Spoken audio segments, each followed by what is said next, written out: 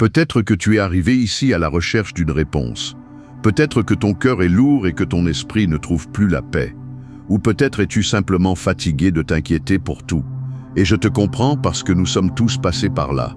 Cette sensation de ne plus pouvoir avancer, de penser sans cesse à ce qui manque, à ce qui ne fonctionne pas, aux problèmes qui ne disparaissent pas, à un avenir incertain. C'est comme si l'âme s'épuisait, comme si la foi vacillait un instant. Mais aujourd'hui, je veux m'adresser précisément à toi qui ressens cela, parce qu'il existe quelque chose qui transforme, quelque chose qui apaise profondément, et cette chose, c'est faire réellement confiance à Dieu. Parfois, nous pensons que la foi consiste simplement à dire que nous croyons, mais faire confiance, c'est autre chose. Faire confiance, c'est lâcher prise, c'est se rendre, c'est laisser Dieu prendre le contrôle, même lorsque nous ne comprenons rien. C'est ce moment où l'on dit « Seigneur, moi je n'y arrive plus, mais toi tu le peux ». Et c'est précisément là que commence le véritable repos.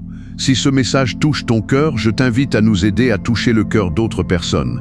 Aime cette vidéo, commente, partage-la, car en le faisant, tu participes à quelque chose de bien plus grand.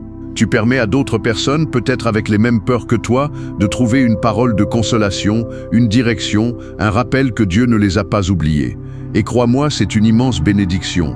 D'ailleurs, si tu veux laisser un commentaire, écris simplement ces mots « Je fais confiance à Dieu ».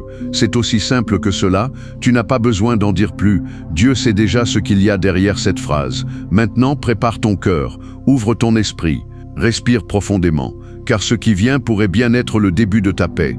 Et qui sait, peut-être que la fin de cette prière sera le moment le plus spécial de ta journée.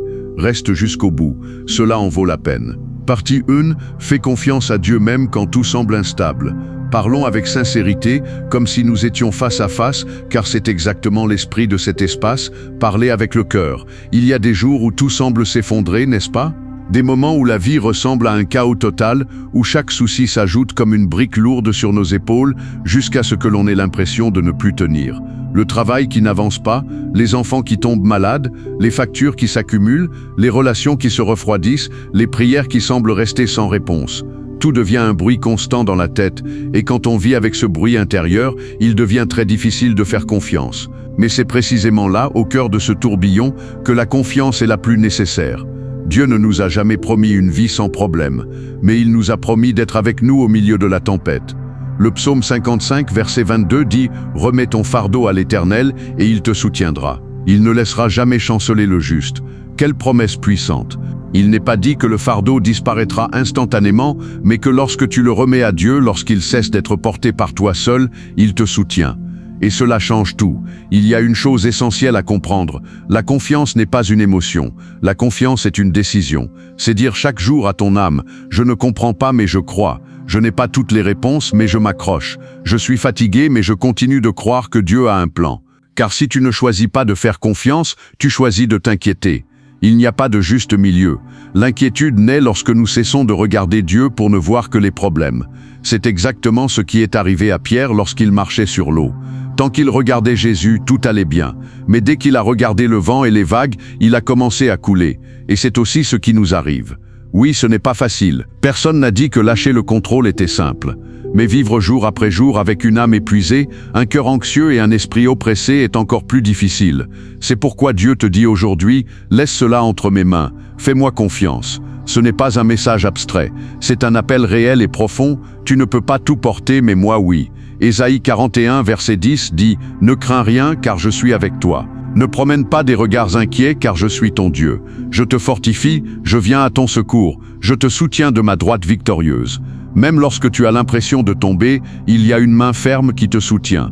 Même lorsque tout bouge autour de toi, il y a un rocher qui ne bouge pas, Dieu. Lorsque nous vivons dans l'inquiétude permanente, nous finissons par vivre comme si Dieu n'existait pas, comme si tout dépendait de nous. Et aucun être humain ne peut porter une telle charge.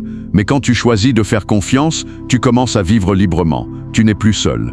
Tu n'agis plus par tes propres forces, tu te places sous la protection de celui qui peut tout. Alors aujourd'hui, avec beaucoup d'amour, laisse-moi te dire ceci, ce n'est pas grave de ne pas tout contrôler, ce n'est pas grave de ne pas savoir comment cela va se résoudre. L'essentiel est de savoir qui tient le contrôle, et c'est Dieu. Répète-le doucement dans ton cœur, je fais confiance à Dieu, je ne comprends pas tout, mais je fais confiance. Je n'ai pas tout, mais je fais confiance. Je suis fatigué, mais je fais confiance. Car faire confiance à Dieu n'est pas une option agréable. C'est la seule manière de vivre en paix dans un monde rempli de chaos. Partie 2. Arrête d'essayer de tout contrôler. Continuons à parler avec le cœur, car ce que je vais partager maintenant est quelque chose que nous avons tous du mal à accepter. Très souvent, le véritable problème n'est pas ce qui se passe autour de nous, mais le fait que nous voulons tout contrôler. Nous voulons que les choses se déroulent selon nos plans, que les personnes réagissent comme nous l'espérons, que la vie réponde à notre rythme et non à celui de Dieu. Et lorsque cela ne se produit pas, l'inquiétude apparaît, la frustration grandit, l'anxiété s'installe. Voici une vérité profonde. Vouloir tout contrôler est à la racine de la plupart de nos préoccupations. Pourquoi? Parce que lorsque tu veux tout maîtriser, tu prends une place qui ne t'appartient pas. Seul Dieu détient le contrôle absolu.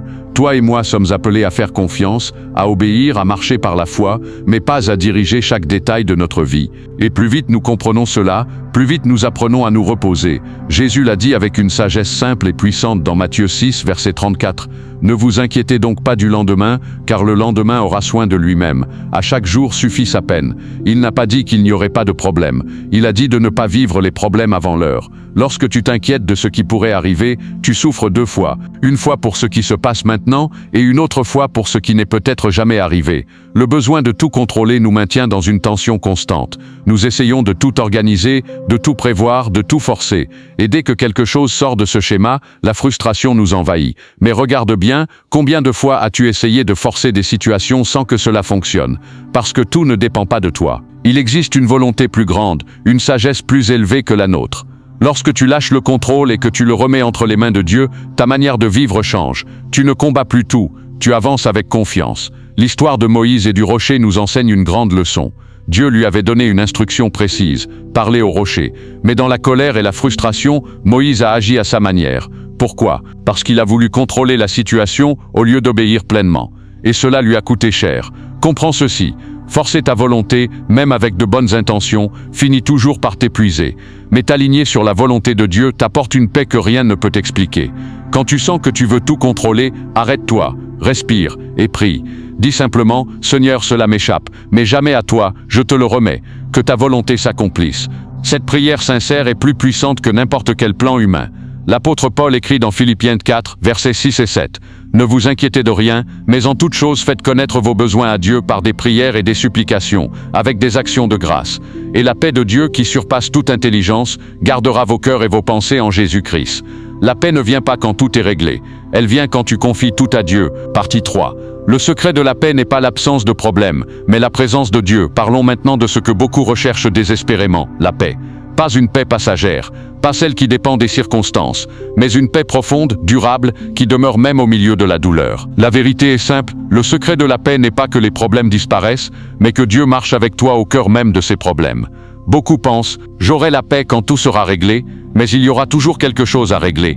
Jésus a dit dans Jean 14, verset 27, « Je vous laisse la paix, je vous donne ma paix. Je ne vous la donne pas comme le monde la donne. Que votre cœur ne se trouble point et ne s'alarme point. » La paix de Dieu ne dépend pas des circonstances, elle dépend de sa présence.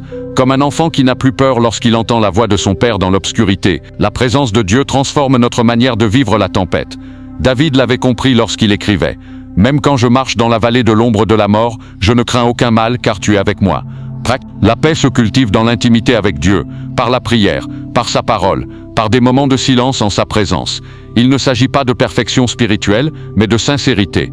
Un cœur qui dit « Seigneur, j'ai peur, j'ai des doutes, mais j'ai besoin de toi. » Et quand ce cœur s'ouvre, Dieu agit. Partie 4. La foi ne signifie pas que tout se passera comme tu veux, mais comme Dieu le sait meilleur. Voici une vérité difficile, mais essentielle. Avoir la foi ne signifie pas que les choses iront selon tes plans, mais selon le plan parfait de Dieu. La foi véritable existe dans l'incertitude. Sans incertitude, il n'y a pas de foi. Hébreux 11:1 nous rappelle, la foi est une ferme assurance des choses qu'on espère, une démonstration de celles qu'on ne voit pas. Dieu répond toujours aux prières, mais pas toujours de la manière que nous attendons. Parfois il dit oui, parfois non, parfois attend. Et chacune de ces réponses est une preuve d'amour. Comme avec Lazare, Dieu ne voulait pas seulement guérir, il voulait ressusciter. Ce que tu vois comme un retard est souvent une préparation. Romains 8:28 nous le confirme. Toute chose concourt au bien de ceux qui aiment Dieu. Partie 5. La prière ne change pas toujours la situation, mais elle te change toujours.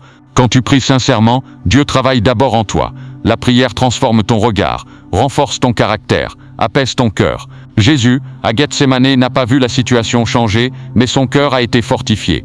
Et il en est de même pour toi.